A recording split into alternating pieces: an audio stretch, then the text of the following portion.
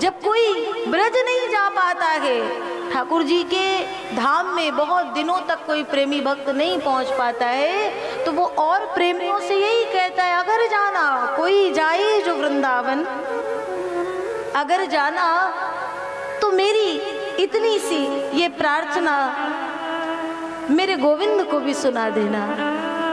आज आप सब यहाँ बैठे हो, एक तरफ आप सभी बहुत सौभाग्यवान हो, आपके यहाँ ठाकुर जी श्रीमद् भागवत भगवान के रूप में चल कर के आए हैं, और आपकी इस पावन धरा पे कुछ ही दूर पर, ज़्यादा दूर नहीं है, हमारे जगन्नाथ जी विराजमान हैं।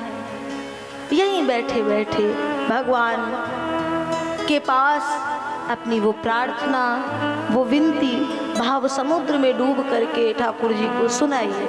आप जा पाओ या ना जा पाओ, पहुंच पाओ या ना पहुंच पाओ, बस बहा देना।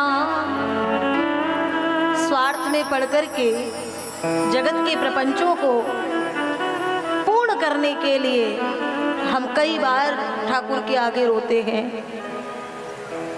लेकिन अब मुझे लगता है न जाने किस गली में जिंदगी की शाम हो जाए,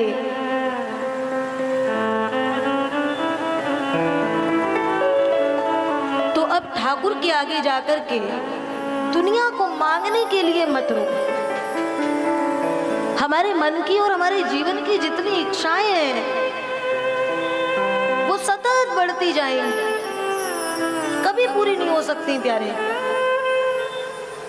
मन मरी न माया मरी, मर मर गए शरीर, आशा तृष्णा ना मरी, कहे गए दास कबीर।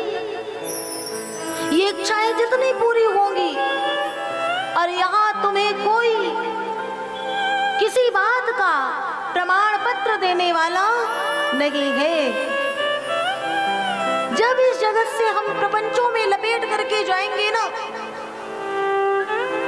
कोई अच्छा कहेगा, कोई बुरा कहेगा, ये चलता रहेगा, ये सभी के लिए। दुनिया की नजर में अपने आप को स्थापित करने के लिए कर्म मत करो, ठाकुर जी की नजर में, ठाकुर जी की दृष्टि में स्थापित करने के लिए कर्म सुकर्म करो। हम लोगों की स्थिति तो ये है कि जैसे कि एक कोई व्यक्ति अपने यहाँ कोई गधा पाल लेना और उससे जीवन भर वो अनेकानेक प्रकार का बोझा ढुआता रहता है, खूब उसके ऊपर बोझा ढोता है, लेकिन कभी भी उस जीव की बड़ाई नहीं करता। जब देता है ना तो उसकी पीठ पर 2 डंडे ही देता है।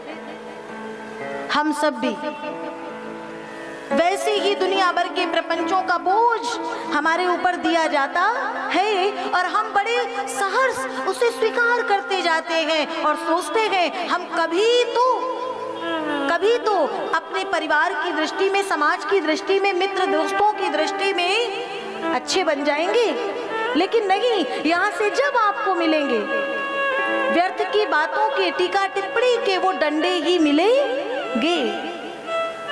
और भगवान जब देगा ना तो सरकार वो एक भी बार किसी से कहेगा नहीं, और ऐसा दे देगा कि पुनरपि जन्मम पुनरपि मरणम पुनरपि जन्नी जठरे शयनम, इस आवागमन के चक्र से ही मुक्त कर देगा। ये हमारे ठाकुर जी का अपना स्वभाव है।